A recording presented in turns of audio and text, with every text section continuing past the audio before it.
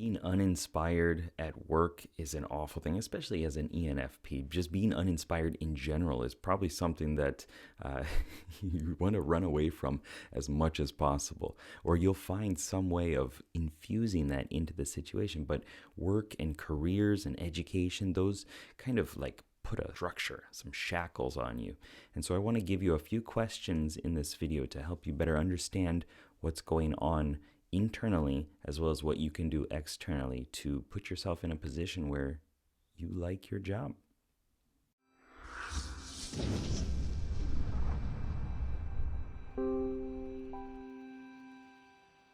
What's up, legend? It's Sherman here from Geek Psychology, where I help you achieve personal growth through understanding your personality type.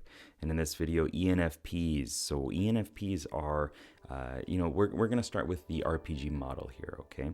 ENFPs, their hero is the innovating explorer. This is that aspect of yourself that just wants to just go out and push buttons and shake things up and just see what happens and trust what emerges from the situations. Very into the idea space and creating memes and things out there in the wild just to see what happens and to gain more of that picture and that understanding. And through that, you're creating new opportunities and new possibilities for yourself, for growth, for life, for humanity, right? It's that voice, that aspect of yourself that is a true superpower.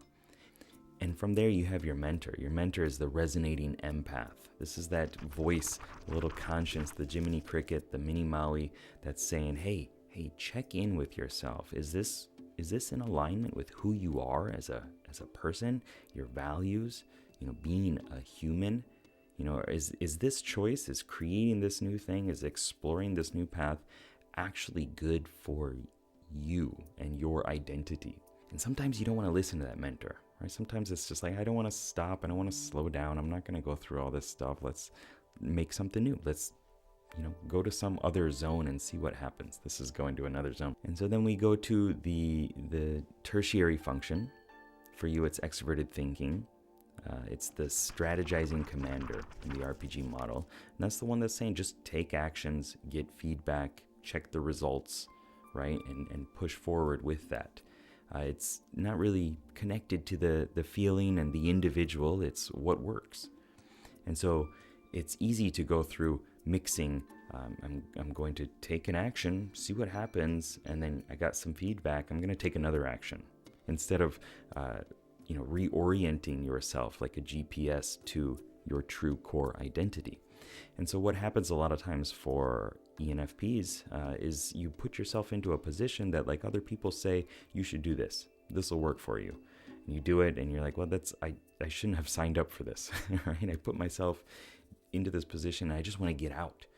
The explorer's like, I just want to go, just want to, do something different, escape, get out of this situation that I don't like, that other people have kind of structured for me. And that can also tie into your maverick, your inferior or aspirational function, introverted sensing, which is that stabilizing guardian, the one that's like check in with the past. It's another defensive approach, just like the mentor, right? I hope you're getting the point here that it's about going inward and slowing down, checking in with your past, implementing those things, like taking from hindsight and using that into your future. And that's going to connect to the questions that I'm going to ask you in a few minutes. So you have all these voices, right? The key is to narrow in and listen to your conscience and listen to your past and find the connection through all those that is enough to keep you happy, keep you satisfied, and still give you the ability to explore furiously. That's the word I'm going to use, explore furiously. Be very engaged in creating new things and solving new challenges, because you want a challenge. I know in every aspect of your life you want a challenge, right? Like in a relationship, if it's too easy, it's not going to be appealing. If it's work, if it's just show up and like work at a factory line or something like that's not going to work for you, right? If it's being an engineer and going too technical, it might not work for you. It does for some, but really the goal is to find a combination of both broad, expansive creativity, idea generation, problem solving, and individuals, people, humans, at a very individual core level. And so this is why you find a lot of ENFPs in acting, right? Because you're tapping into these different aspects of yourself, and then you're bringing them out into the emergent moment, as well as teaching, writing, sales, graphic design, graphic art, brand management, those kind of things, where you're connecting like this abstract, gestalt of things together to the identity of whatever it is that you're working with, right? So if you're a teacher, you're dealing with all these things that are happening, you're keeping the mood lively, and still you're connecting with that core little child, and you're supporting them and fostering their individuality and their growth. So I have 3 questions. The first one is, what has always inspired you? Think about it. What is the thing that you just wake up and you're like, oh man, I love doing this? Whether it's playing games, whether it's creating something, doing art, going for a run. I don't know for you specifically, but there is something that has been an underlying theme throughout your entire life that you've always been inspired by. Is it drawing?